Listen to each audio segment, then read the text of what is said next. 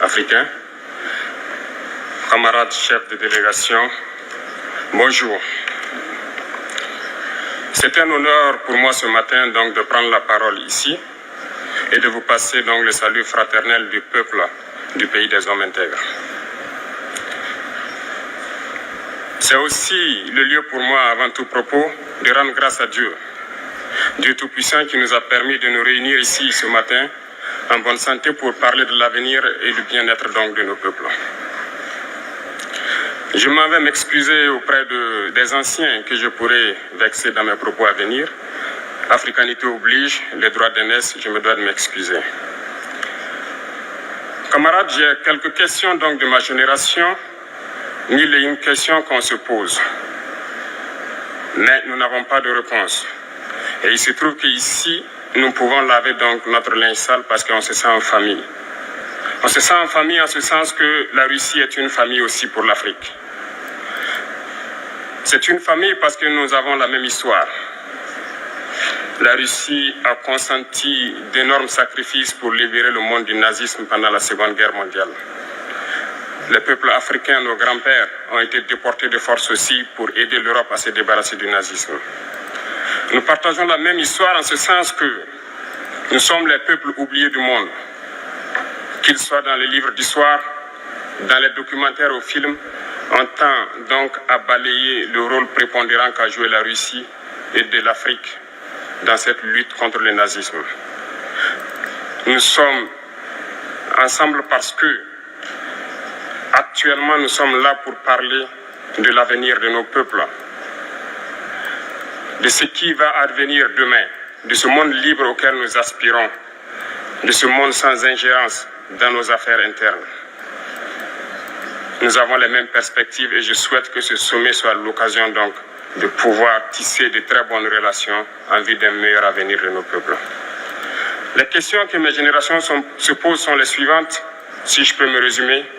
C'est de ne pas comprendre comment l'Afrique, avec tant de richesses sur notre sol, avec une nature généreuse, de l'eau, du soleil en abondance, l'Afrique est aujourd'hui le continent le plus pauvre. L'Afrique est un continent affamé.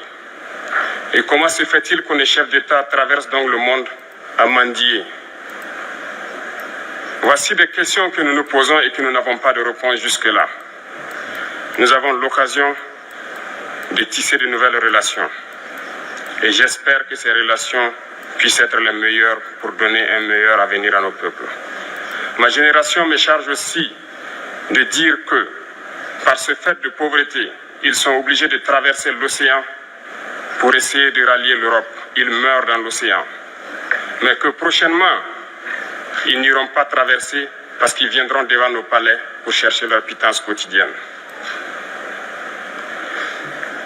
Pour ce qui concerne le Burkina Faso, aujourd'hui nous sommes confrontés depuis plus de 8 ans à la forme de manifestation la plus barbare, la plus violente du néocolonialisme, de l'impérialisme. L'esclavage qu'on tend encore à nous imposer. Nos dévanciers nous ont bien appris une chose. L'esclave qui n'est pas capable d'assumer sa révolte ne mérite pas que l'on s'apitoie sur son sort. Nous ne nous apitoyons pas sur nos sorts, on ne demande pas que quelqu'un s'apitoie sur notre sort. Le peuple burkinabé a décidé de lutter contre l'île terroriste en mesure de relancer son développement. Dans cette lutte, des vaillants peuples, des vaillantes populations se sont engagées à prendre les armes face au terrorisme. Ceux que nous avons affectueusement appelés les VDP, des volontaires. Nous sommes surpris de voir les impérialistes traiter ces VDP de milices et de tout type. C'est décevant. Parce qu'en Europe, lorsque des peuples prennent les armes pour défendre leur patrie, on les traite de patriotes.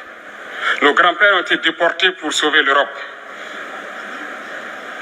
Ce n'était pas avec leur consentement, contre leur gré. Et bien au retour, on se rappelle bien qu'à Tiaroy, lorsqu'ils ont voulu revendiquer leurs droits élémentaires, ils ont été massacrés. Cela ne fait rien donc. Lorsque nous, peuple, nous décidons de nous défendre, on nous traite de milices. Mais là n'est pas le problème. Ce qui est le problème, c'est de voir des chefs d'État africains qui n'apportent rien à ces peuples qui se battent, mais qui chantent la même chose que les impérialistes en nous traitant de milices, en nous traitant donc d'hommes qui ne respectent pas les droits de l'homme. De quels droits de l'homme parle-t-on? Nous nous offusquons contre cela et c'est honteux. Il faut que nous, chefs d'État africains, nous arrêtons de nous comporter donc en marionnettes qui dansent à chaque fois que les impérialistes tirent sur les ficelles. Hier, le président Vladimir Poutine a annoncé donc l'envoi de céréales en Afrique. Nous sommes bien contents. Nous lui disons merci pour cela. Mais aussi, c'est un message passé à nous, chefs d'État africains, parce qu'au prochain forum, nous ne devrons pas venir ici sans avoir assuré, pour ceux qui ne connaissent pas la guerre, l'autosuffisance alimentaire de nos peuples. Nous devons prendre l'expérience de ceux qui ont pu déjà atteindre cela en Afrique, tisser de bonnes relations ici et tisser de meilleures relations avec la Fédération de Russie pour pouvoir assouvir les besoins de nos populations. Je ne serai pas peut-être long, le temps est imparti et très court. Nous sommes obligés de nous arrêter à un moment donné.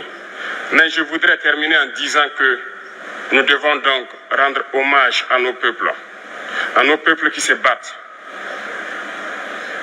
Gloire à nos peuples, dignité à nos peuples, victoire à nos peuples. La patrie ou la mort, nous vaincrons. Merci, camarades.